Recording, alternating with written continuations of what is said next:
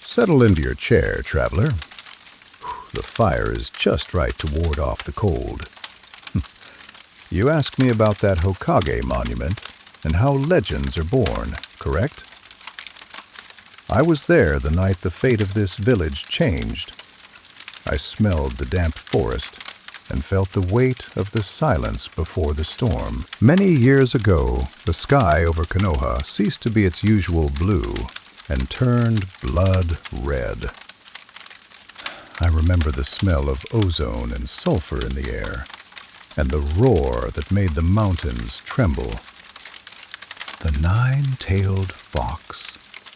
Its eyes were slits of pure hatred, and each movement of its tails leveled entire forests as if they were dry grass. I saw my comrades, brave ninjas, hurled like leaves in the wind.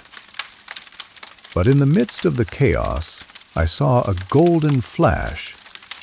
The fourth Hokage. He was there, atop that beast, his white cloak billowing against the fire. He gave everything, his future, his life, to seal that nightmare. The village survived, but the cost was etched into the soul of every survivor. Years passed after that fateful day, but the wounds didn't heal. They only changed shape. One day, the village awoke with a start. The sacred silence of the Hokage monument was broken by vibrant, garish colors. Naruto. He climbed onto those stone faces, the faces of our heroes, and covered them in paint. Red, yellow, blue. He turned our greatest honor into a child's joke. Many screamed, many demanded punishment, but no one perceived the reality. He wasn't trying to disrespect the Hokages. He was trying to make the stone faces, and all who admired them, finally notice that he existed. He painted the monument because it was the only place big enough for his silent cry for help. If you were there, in the academy courtyard at the end of the afternoon, you would see a boy, alone. The sunset painted the ground orange, but he only looked at his own shadow. The creaking of that swing, I can still hear it today. It was the only sound that responded to him. I saw the other parents arriving. They hugged their children, asked about their day, laughed. But when they passed Naruto, the laughter died. The air became heavy. I saw the adults' faces change. They weren't looking at a child. They were looking at something they wanted to forget. An old fear, distilled in the form of contempt. They didn't hate him with shouts, traveler. They hated him with silence. And silence is what hurts the most in the heart of a boy who only wanted a hello. He would go home alone, kicking stones along the way. A cold apartment where the smell was of dust and stale milk. No one to say, "Welcome back." Just him, the four walls, and that secret he didn't even know he carried, but which everyone used as a weapon against him. I was there when Instructor Mizuki approached him that day. Naruto was on the ground, his head down after failing the exam. Mizuki, he seemed different from the others. He spoke in a soft, almost protective voice. He said there was a way, a secret test, a scroll that would give Naruto the power he so desperately sought.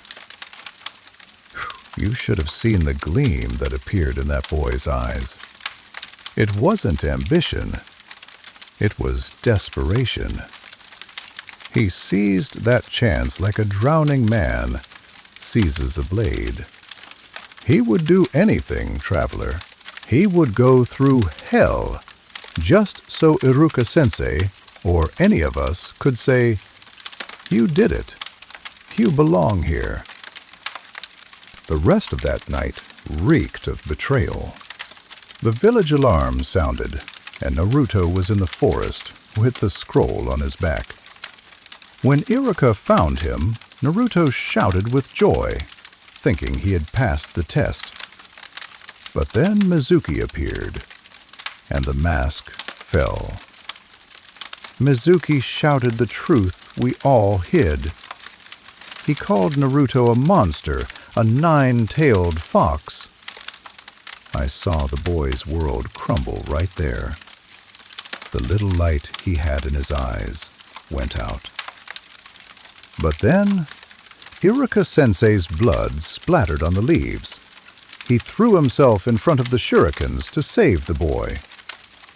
Iruka wept, traveler. He confessed that Naruto wasn't a monster, but an orphan who suffered exactly as he suffered.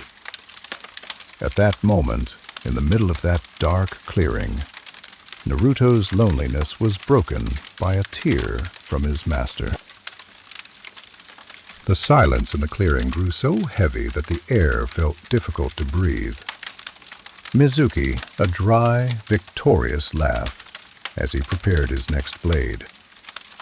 Naruto, he lay there, fallen, his eyes lost in the darkness.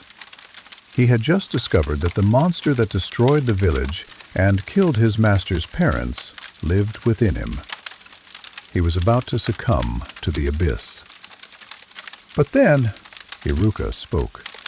Even wounded, even with his voice faltering from the blood in his throat, he said, "He is not a beast. He is Naruto Uzumaki, a ninja of the Leaf Village." At that instant, traveler, I felt the ground tremble beneath my feet. It wasn't an earthquake. It was something coming from within the boy. Naruto stood up slowly.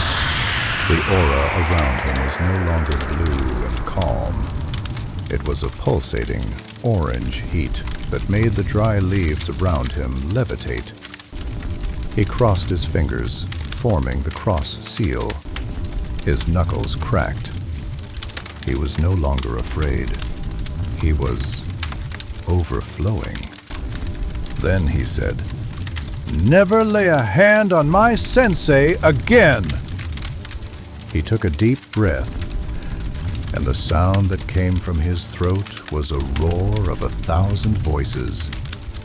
Shadow Clone Jutsu! I had never seen anything like it. The clearing, which had previously been nothing but shadow and blood, had become a sea of orange coats. Hundreds of Narutos on every branch, on every root, surrounding Mizuki. Fear had shifted sides. The traitor who considered himself a giant became minuscule before the will of a boy who had just discovered he was no longer alone. The beating was quick. Silence returned, but it was a clean silence. Iruka-sensei called Naruto closer. With trembling hands, he untied his own headband. I feel the weight of that cold metal pressing against Naruto's forehead. The sound of the knot being tied behind his head. "Congratulations," Iruka whispered.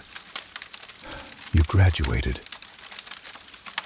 The swing at the academy, back in the village, stopped creaking that night. The cold of the empty apartment no longer mattered. Naruto had found the fire that would keep his soul warm forever. That was the day none of us noticed, but the silence of the village began to change, traveler. Before, it was the silence of contempt. After that night, it became the first step towards the silence of peace. Naruto finally fell asleep, no longer in an empty apartment devoid of hope, but with the Konoha headband beside his pillow. He finally knew who he was. And now, feel the weight of your own body. Just as Naruto found his first bond, you too can let go of your battles today. The Leaf Village in its cloak of night and its ninjas will be protecting your rest.